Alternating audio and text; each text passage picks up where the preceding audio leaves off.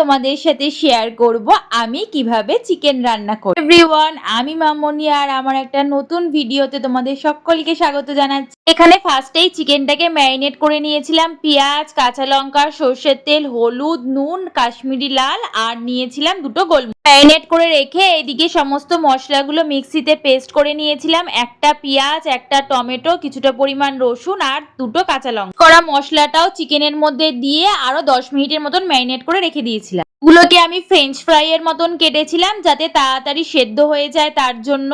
ভাজা তেলের মধ্যে সর্ষের তেল দিয়ে তেজপাতা, গোটা গরম মশলা, এলাচ, লবঙ্গ, দারচিনি, কেটে রাখা পেঁয়াজ দিয়ে ভালো করে পেঁয়াজটা ভাজা ভাজা হয়ে গেলে আমি এখানে প্রথমে চিকেনটা দিয়েছি, তারপরে আলুটা দিয়ে ভালো করে কষিয়ে নিয়েছি। এবং জলটা কিন্তু খুন্তি ধোয়া জলই দিতে হবে, তবেই কিন্তু রান্নায় টেস্ট হবে। ভালো করে ফুটে উঠলে নামানোর আগে ঘি আর জায়ফলের গুঁড়ো দিয়ে নামিয়ে নিলেই রেডি একদম রবিবারের স্পেশাল চিকেন।